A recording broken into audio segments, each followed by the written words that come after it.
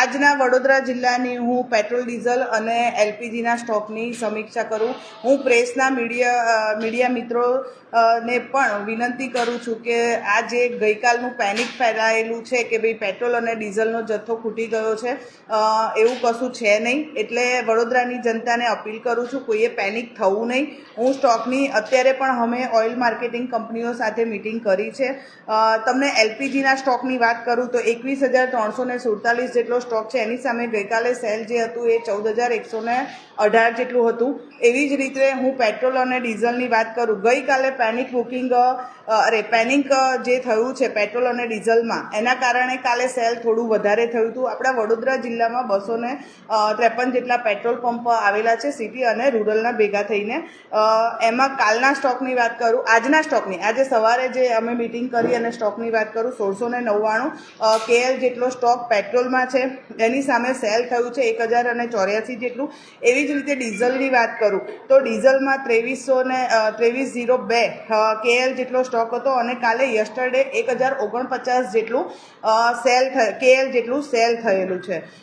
કાલે જે પેનિક ઊભું થયું હતું એના કારણે સેલ વધારે થયું. આજે સવારથી જ દરેક જે ડેપો છે એ ત્યાં આગળ સવારે 6 વાગ્યાથી ડેપો શરૂ થઈ ગયા છે અને આજે લેટ નાઇટ સુધી દરેક જે પેટ્રોલ પંપ ડીલર્સની રિક્વાયર હશે, લેટ નાઇટ સુધી પણ એમને ગાડીઓ બધે પહોંચતી રહેશે. હું HPCLની વાત કરું, HPCLનો જે મંજુસર ડેપો છે, BPCLમાં કોયલી ડેપો છે અને IOCLનો દુમાળ ડેપો છે. એ લોકોને પણ ઇન્સ્ટ્રક્શન આપી દેવામાં આવી છે. સવારે 6 વાગ્યાથી ગાડીઓ શરૂ થઈ ગઈ છે અને લેટ નાઇટ સુધી બધાને પૂરતો જથ્થો મળી રહેશે. પેટ્રોલ અને ડીઝલના જથ્થાની આપણે ત્યાં કોઈ અછત નથી. વડોદરાવાસીઓને ફરી વિનંતી કે ભાઈ લાઈનો ન કરો, બધાને સફિશિયન્ટ સ્ટોક છે, મળી રહેવાનો છે. આપણે ત્યાં કોઈ અછત નથી. Thank you very much. Petrol pump સંચાલકોને કોઈ ખાસ ગાઈડલાઈન આપવામાં આવી છે? એમને અત્યારે હાલ મેં કંપનીના એમના જે એરિયા મેનેજર હોય એમને સાથે પણ મિટિંગ કરી છે અને એ લોકોને ગાઈડલાઈન કરી છે કે ભાઈ એ લોકોને પણ સૂચના કરો. કાલે એક ધ્યાન પર આવ્યું હતું, ગોત્રીમાં એક મા પેટ્રોલિયમ કરીને છે, જ્યાં લૂઝ પેટ્રોલ એ લોકો આપતા હતા. લૂઝ પેટ્રોલ આપી ના શકાય. મેં અત્યારે સ્ટ્રિક્ટલી એ લોકોને કહી દીધું છે, વોર્નિંગ લેટર પણ આજે ઇસ્યુ હું આપના ગ્રુપમાં પણ મૂકી દઈશ કે કોઈ પણ પેટ્રોલ પંપ કે ડીઝલ આપણા હોય ત્યાં આગળ એ લોકો આવી રીતે લૂઝ ન વેચી શકે અને લૂઝ ન આપી શકે. એટલે એના લીધે લોકોમાં એવો ભય થાય છે કે લોકો કેરબા ભરીને લઈ જાય છે. અમે રહી જઈશું, પણ અમે લોકો જ્યાં બંધ કરવાની જરૂરિયાત આવશે અમે સ્ટ્રિક્ટ એક્શન લઈને એ પેટ્રોલ પંપ બંધ પણ કરી દઈશું. જો હવે આવું ફરી પણ એ લોકોને પણ સ્ટ્રિક્ટલી વોર્નિંગ આપી દીધી છે. બધા જ અમે પણ ફિલ્ડમાં ટીમો મોકલી છે.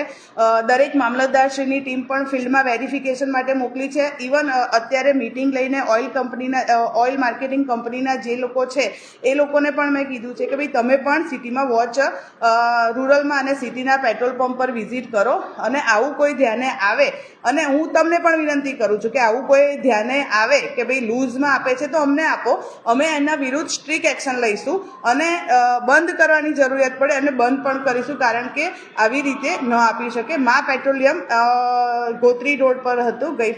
સેફ્ટી રૂલ્સની એ અગેન્સ્ટ છે અને વિજયભાઈ કરીને એના કોઈ ડીલર છે, પણ અમે એને નોટિસ આપી દીધી છે. પેટ્રોલ પંપમાં ગઈકાલે એવા પણ દ્રશ્યો સામે આવ્યા હતા કે 2000 થી વધુનું ડીઝલ નહોતા આપતા. તો આવું કોઈ ગાઈડલાઈન આપવામાં આવી છે કે કેમ? ના, એવી કોઈ ગાઈડલાઈન નથી આપવામાં આવી. એટલે ઘણીવાર કદાચ ડીલરને એવું હશે કે લાઈન લાંબી હોય અને એને એની શુદ્ધ બુદ્ધિથી એવું કદાચ કોઈને કહ્યું હોય કે ભાઈ 2000 થી વધારે, નહીંતર એવી કોઈ ગાઈડલાઈન નથી. બધાને સફિશિયન્ટ મળી રહેશે. હું ફરી કહું છું કે આપણી પાસે પૂરતો સ્ટોક છે, કોઈએ પેનિક થવાની જરૂર નથી. Thank you.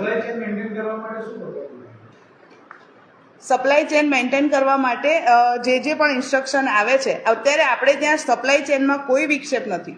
આપણે ત્યાં અત્યારે રેગ્યુલર આપણી પાસે 3 ડેપોમાં પૂરતો સ્ટોક છે. પેટ્રોલ અને ડીઝલ અને એલપીજીમાં પણ ડોમેસ્ટિકમાં આપણે ત્યાં કોઈ જ સ્ટોકની અછત નથી. Thank you. ખાનગી પેટ્રોલ પંપ એટલે નાયરાના જે પેટ્રોલ પંપ હશે ત્યાં આગળ એ લોકોને પ્રાઇવેટ કંપનીના પેટ્રોલ પંપ છે. હું ફરી કહું છું, આપણા BPCL, HPCL અને IOCLમાં કોઈ તકલીફ નથી. Thank you.